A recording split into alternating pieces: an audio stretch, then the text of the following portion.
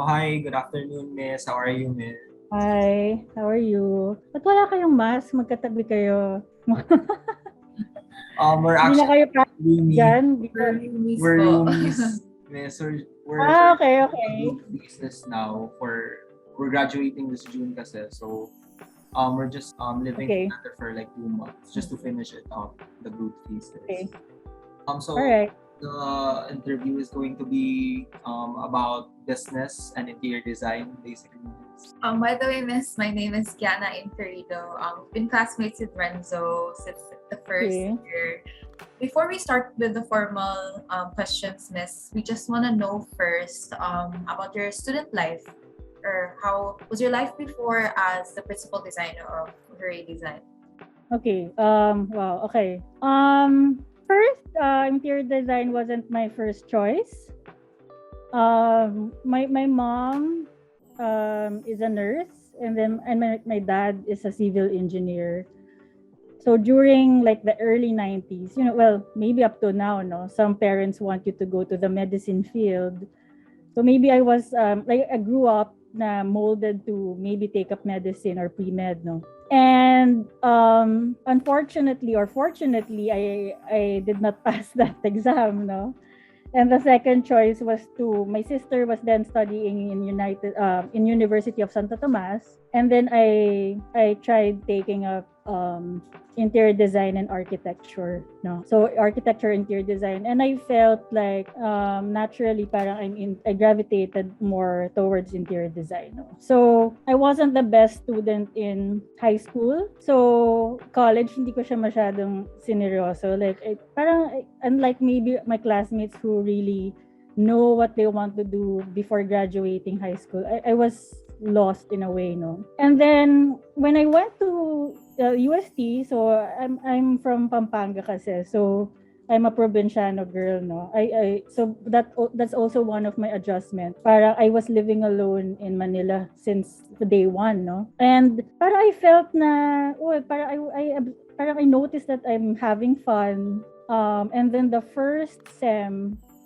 I was instantly a dean's lister in my batch, no. And then I felt na, wow, parang this is for me. That's when I realized na maybe ako, I don't realize that I'm excelling, but people around me are noticing na parang, oh, I'm really the top of and that was like, maybe we're around 200 students, no. I'm one of the top 10. So that's when I realized na maybe this is a calling, no. And as the days pass by, no, and the years pass by, I realized na I enjoy the process. I enjoy learning about it. I enjoy researching. I enjoy design. But I'm not an academic type, eh. No, I'm not really good like in grades. I'm not really like I don't have high grades like, let's say, math or yung mga other subjects. But in design, I always excel. I'm not saying that you should not focus on the other subjects, but I noticed na in design, I always get good grades, no? Sa plates, no? So, when I graduated, I wasn't the top of the class, pero I still felt that this is the course for me. I'm saying this because, some students, even at like you guys are graduating, no? Sometimes parang, is this really for me, no? Ako parang, even though I started really good in like first year of college and then fourth year of college, I felt na maybe I didn't get like, I'm not a like cum laude or like that, pero I still felt that I'm in the right path in a way, no? So yun, so that's student life. Paano ba? It was fun, no? Most of my friends are provinciana. Like, I'm from Pampanga, one of my friends is Cavite, one of my friends is from Bulacan, one of my friends is from Baguio. So we're all parang gravitated towards each other, and we explored Manila life together. So it was a fun and enjoyable moment. Okay. Yeah.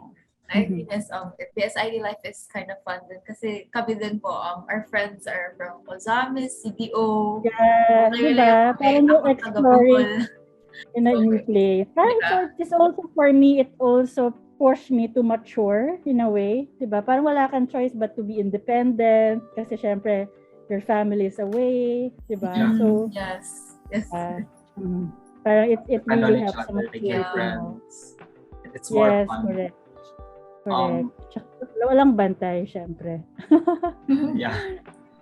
But like moving on to more on, your life now as a designer and um, a business owner, Miss Rosie. So Mhm. did you have already entrepreneurial or like business experience prior to setting up Hurray Design, or was it really like your first forage into this field? Yeah. High school, maybe the first experience and maybe entrepreneurship is like I remember grade 1 or grade 2 I was selling pastillas at school, no. So I make pastillas every weekend, and parang at that time it was trendy in school to sell something to your classmates, no. Others were selling stickers, others were selling stationery. At that time it was uso, no. But after graduation, actually, I did not practice ID right away. After graduation, in IB, after graduation, there's a lot of discussion among friends or batchmates. Are you gonna take up boards? Are you gonna work? Are you gonna intern? Or iba, travel muna? Ang daming ganun, no? So, pero parang for me, I don't know how I got there, but I started a business of jewelry design and selling it among friends and in the fashion industry, no. So maybe it's a way for me to figure out what I want to do next, no, but at the same time I still feel naman it's still design. So I was designing furniture, fashion accessories, jewelry that I sell to fashion designers. And then it was a quick stint, no, maybe around 6 months lang before I actually started applying for a job, because I think my parents told me na you should start looking for a job, no. So I did not take the board exam right away. I really started to figure out what I want to do first and started to look for a job. Also, from the beginning pala, Miss, you really had parang like a business minded side to you already. Yeah, like wala sa family ko who's into business, no. No one from my family, no. So parang just recently, like siguro when I have a business na the firm on my own, that's when I was connecting the dots na yeah, parang I was having those experience na pala, or parang early years internship in terms of business, no. Yon. So when you started like from the ground up in Hurray Design, since it was somehow design din siya miss, but then it had different terms of like the work environment, in terms of like fashion design and then interior design. For your firm itself, were you worried about, if like you're gonna be able to properly execute all the projects, like how you're gonna go about with the business, like since Yeah. your first firm? Yeah. So I think parang what I owe about as a person and as a designer, my foundation is my first few jobs. Like I worked in 2 firms, no, before I actually started my own. Really helped in building my foundation as a designer, no. So and something that up to now, no, even some young designers that I speak to, parang maybe some are really excited to freelance, but the structure and the foundation and the business of design, you won't learn that. Hirap to learn that on your own. And yung mentorship is very important. I remember when I started looking for a job, I actually offered to pay. Ako talaga nagsabi, can I pay you so that you can hire me? Kasi gano'n talaga ako, no? I want to be trained, no? And actually, I got a few jobs. Parang I was very, like sobrang nag-risk pa ako. I even applied in Thailand, in Vietnam, Asia lang, Singapore, Hong Kong. I was looking for the top firms na can I work there. Kasi like in other countries naman, hindi siya like us, di ba? Sometimes there's parang ganun yung parang in a way collaboration. So I offered if there's a fee that I should pay for you to hire me kasi parang syempre wala naman silang internship program, but that was really my mindset from the start. I want to be mentored. Kasi if you notice, no, like even in fashion, in other industries abroad, in US or in Europe, in Western countries, they really take apprenticeship and mentorship really seriously before you go into your job. No? So before you go to that your name, no, to be big, it's important na to track back yung history mo as a person. You were mentored by this, no? Like I'm saying, no, even the fashion designers, no, this one is mentored by, for example, Chanel. This one is mentored by ganon. So in our design industry, for me, I really value that, no. And honestly, I don't feel like I'm ready to start on my own na walang guidance, no? Kasi wala namang designer in my family, no? And my mom is a nurse, my dad is an engineer, so it's a totally different field. And I felt like hindi enough that you have friends who are also designer, but someone who can really teach you. And up to now, no, there are some like influential people in the industry that I look up to na I really seek for mentorship up to now, no? Kasi you think you know, but there are many things pa in the industry that you don't know, and you only learn a lot if parang you have the circle na parang learning circle, no? So I'm saying that because when I started the firm, there's also a starting foundation na I'm not afraid. Kasi parang I was mentored, time organization, being organized with your time, being accountable for your deliverables, submitting on time. In a way, in my other work, no, natutunan ko din yung budgeting, finance way, because I became a senior designer there in one firm that I'm working at an early age. So I wasn't just designing, I was parang nakita ko na ganito pala to, no? Parang in handling a firm, no? So when I started, I wasn't that afraid, but maybe because that's also my personality na I really take the risk, no?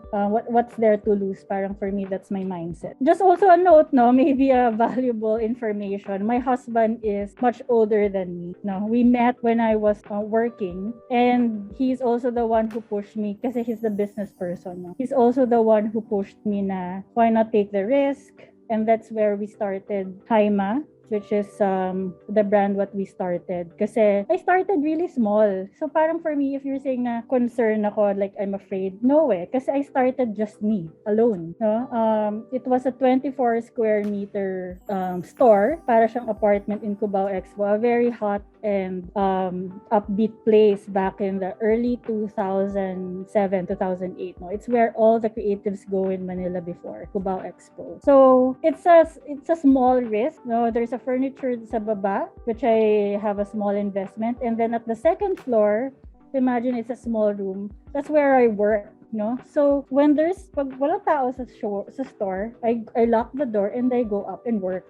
And then pag merong magdo-doorbell, I go to the store and, attend to the buyers. No? So it's a small risk kasi it's just me. And it grew naturally because when we launched Haima back then, which is 2009, no? We did not imagine, and we were really surprised about how the brand made an impact to the industry at that time, no? Parang I remember the launch, we were supported, maybe around 300 to 400 people came day one just to support. Na parang it was back then a concept that was new for the creative industry, and it's just the demand, no?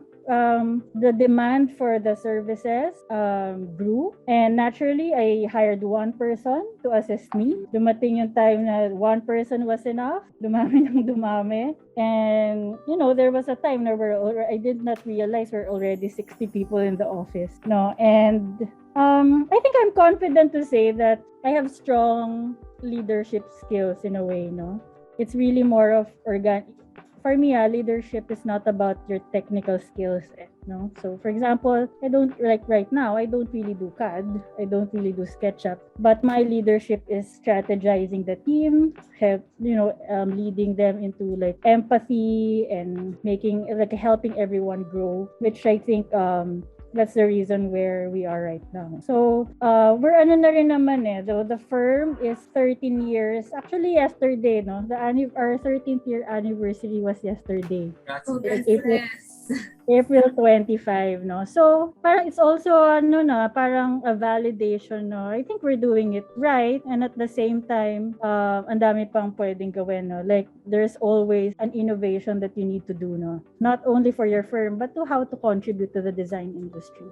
That's so inspiring to hear, Miss. We do agree because about the mentorship and everything. We usually talk about that, approaching the graduation and post graduation. We're always talking about what our plans are, if we're going to work under a firm. We always say, I think it's so important to learn from experience first and getting to learn from a proper firm before Having a good foundation, like you Miss. said, Miss. Like your experience and mentors. So hearing that Hurray is already in its 13th year, Miss. So as a business owner and a super successful one at it, what are your top 3 things that you prioritize the most in a design business? As a design business, number 1 is you need to know where you're good at before becoming a leader and becoming successful in business. Like what I say in my team now, maybe because the team is also growing, is I always say na I need the team to be better than me in a way, no? So during the interview process, I want to hire a team that in a way complements my flaws as a person, because I'm not a perfect designer. I'm not a perfect person. Like for you to grow, you can't say that you're good at everything, kasi then you won't feel the need that you need a team, no? Or a business na ba. Parang you have to be really confident in many aspects, no? Your design philosophy, your knowledge about business, your goals as a person, and what are your goals in your business. Do you want it to go bigger? Do you want it to go global? You want a small firm na up to 5 lang kayo. So where are you going, no? So parang the business mindset should be there. And once that's set, then at least you have the game plan. You can organize your game plan how to do it, no? So I have friends na maybe at the same time ko din nagpa-practice 13 to 15 years, but they only hired one person in like 13 to 15 years of practicing. Why? Because they know that they cannot manage many people. You have to be confident. Sometimes there are, you can dream na I want to have a big firm, but is it really you as a person, diba? Is it where you're going for? Can you handle the stress? Can you handle people management? Because people management is really one of the hardest things, no? I speak to a lot of designers, no? And I always speak to actually one designer from Cebu, Janet Lee. Yeah. So when she asked me, ilan na kayo in the team? And then she'll say, stress. Sabi ko, kasi parang when she hears the number, kung gano'n na kami makalaki, no? Sabi ko, it's manageable naman. And because nga, I expected it to be this big, no? So, something there, no? Ano pa? That's the first one, no? Parang you have to really know yourself well, no? 2 is to be in the business of design, no? You really have, for me, interior design, as you mature, you realize it's not design. Now, as you grow older and mature in the field, it's not really all about design. It's strategy, people management, and project management. So a lot of numbers.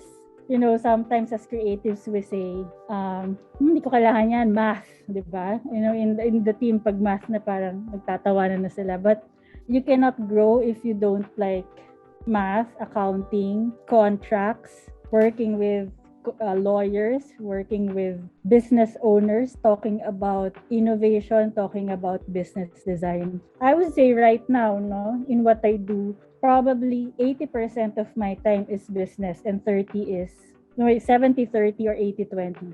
So as a business owner, because I have staff, no, which I trust to help me execute the vision, I gave them the vision. Kunyari, no, example, there's a project, I give the vision, I give the initial concept, and then everything else is done by my team, no? Because there's already a system in place na kaya na nila, even I don't have to micromanage, no? But 80 to 70% of the time, I'm doing HR, I'm doing people management, I'm doing marketing, because that's the, we're doing this not for creativity alone, we're doing it for business. We're doing it for money, basically, no? So that's just the reality. We don't want to be starving artists, di ba?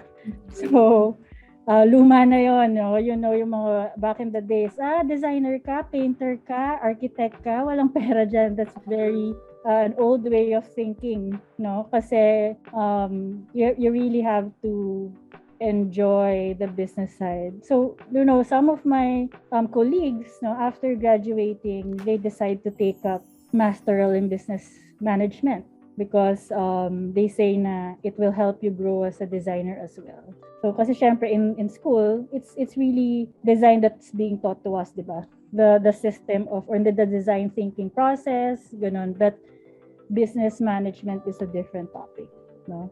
Third is siguro is as a designer in the field, no, it's really grit and integrity.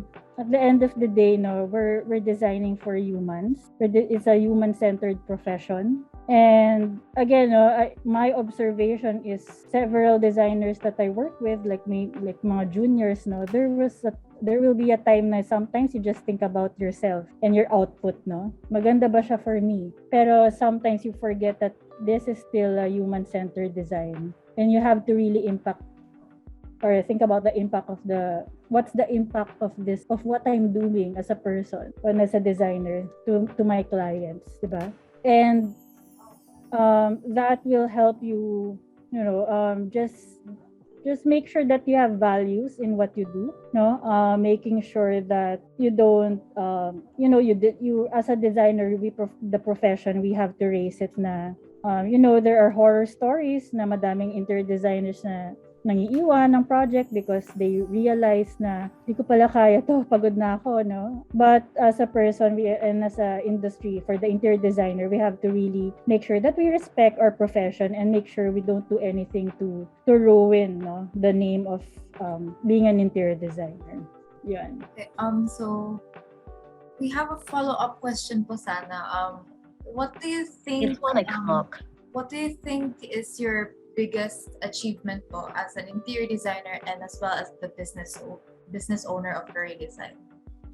Biggest achievement for me is it's as simple as 13 years and I'm still here, no, in the industry.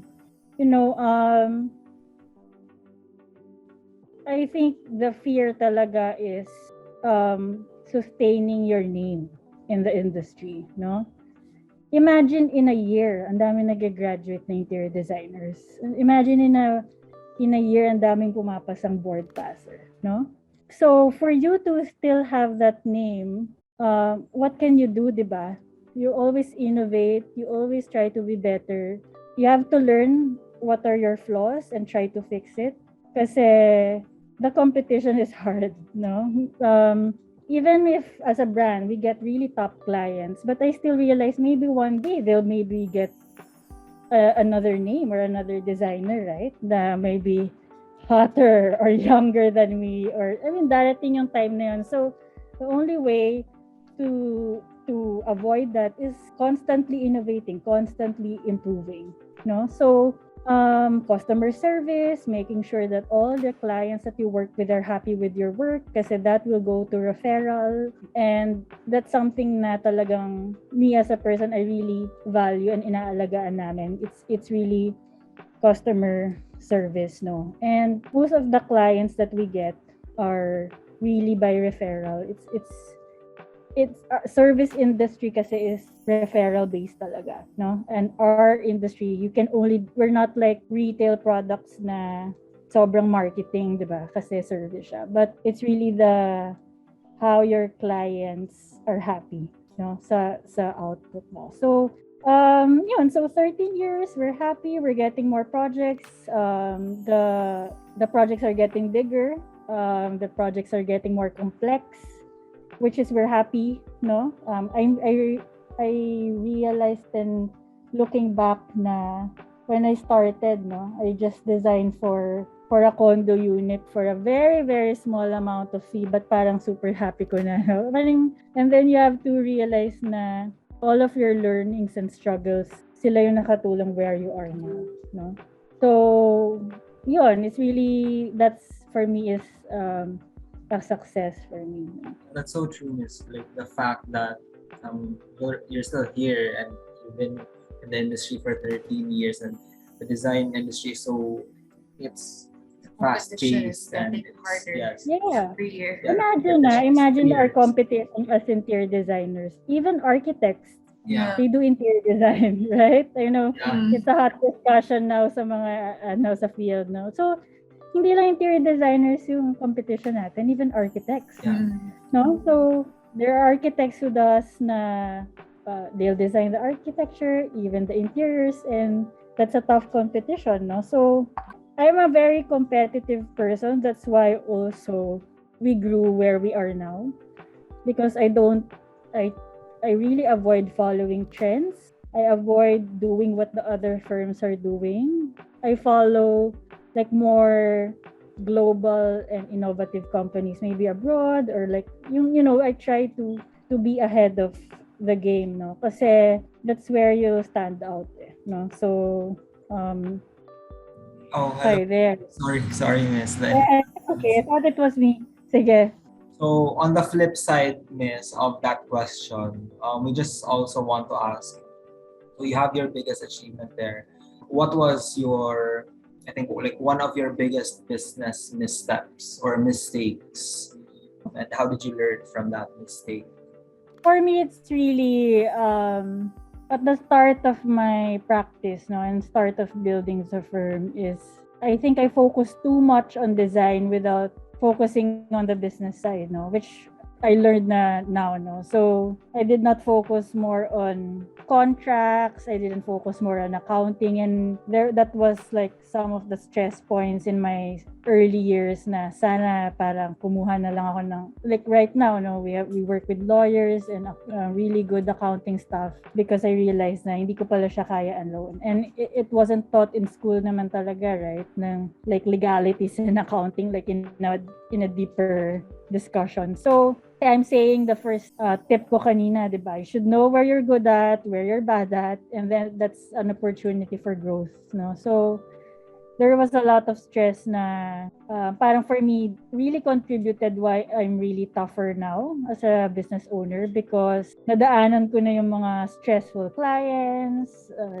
legal issues at a very young age. I started a firm at around 23 years old, no? So parang it was that time, no, parang soft pa talaga ako sa person, I cry kapag may galit na client, yung mga ganun. And dumadating na now na I'm really tough because I've been there. I mean, parang for me, every hardship is always an opportunity for growth, no? So yun lang, parang again, knowing where you're good at and really getting the right people to help you moving forward. Kasi if you want to grow, and our time as professionals is the most valuable, no?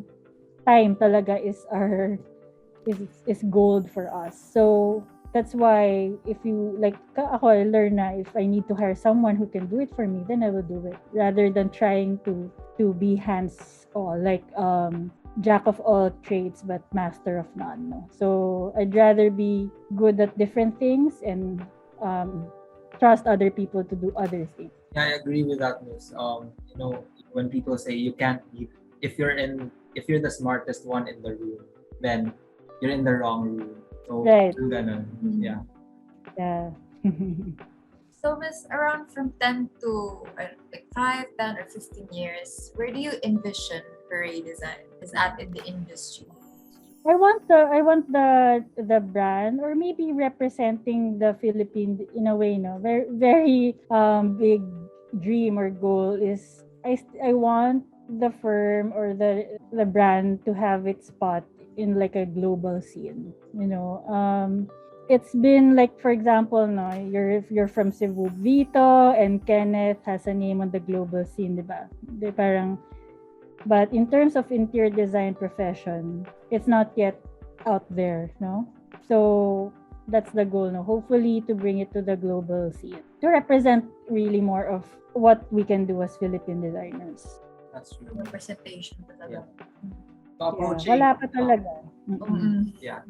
So we're heading towards the end now of the interview. So we just want to ask you the last question.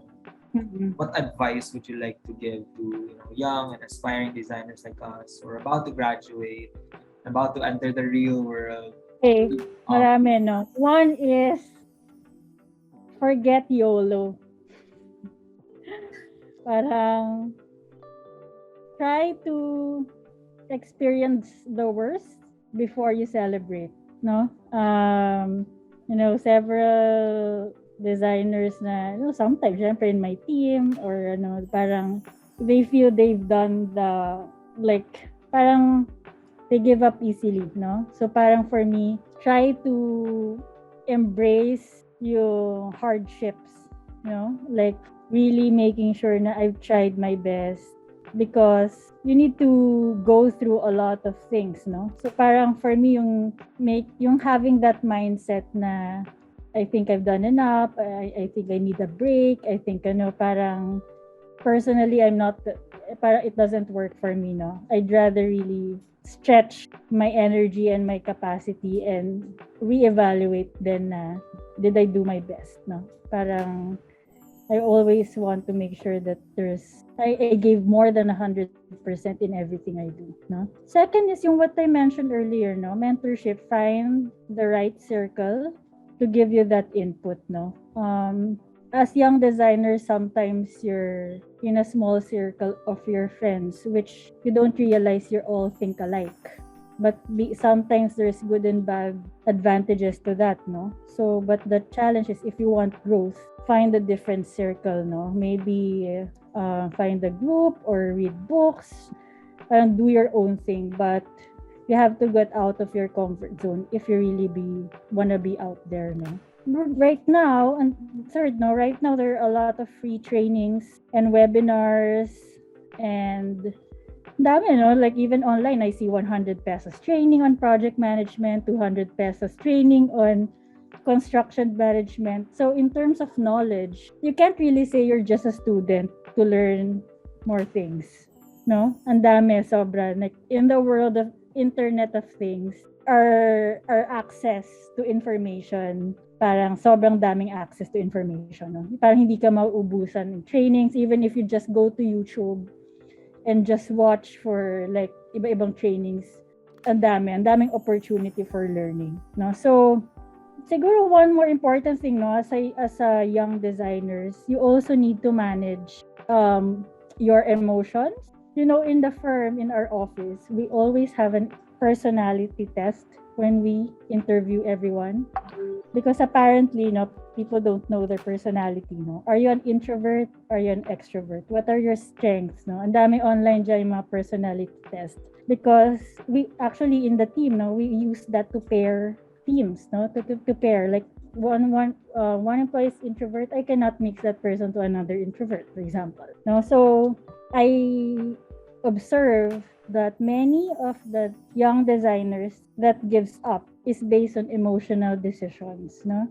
Like they feel afraid, they feel unsupported, they feel that they cannot handle the stress, they cannot handle strong emotions like conflict with other people. So learn to fight and handle your emotions, because that will hinder your growth. Yun. Medyo madami pa, but those are the top na on top of my head right now, no? Because most of my staff are really young, no? 20 to 30s talaga, most of the team. And ever since, no, even when we started Haima, parang I always look for interns, because parang for me, it's really a passion for me to mentor young designers, because that's how I grew, no? Like early years in my career, that's how I was mentored, which I carry up to now, the learnings. And I wish to pass on that mentorship to the team. So parang in terms of working with young designers, parang I would say medyo may konting expertise ako sa, handling their emotions. May typical observations. Yun. Thank you so Thank you. much. So I think that Thank you. is the last question na for the interview. Thank you so much for taking time out of your busy schedule. Thank you. Accommodate us. Can we take like a photo? I think a quick Okay. screenshot. Sige. Countdown na po. Sige, 1, 2, 3. Thank you, Thank you so Miss. much, Miss. Yay, We thank might send you a you. link also of the recording if you want. Yeah, and also pala, no, so we have a series of webinars for Hurray for different topics, and maybe you can just check our Hurray website. But that's really helpful, like project management for interior design, lighting design. So just lang. Baka parang you wanna watch also. Okay. Thank you so much, Miss. Thanks. Bye, guys. Yes, Bye. Bye, Miss. Thank Thank you, you. Miss. Bye.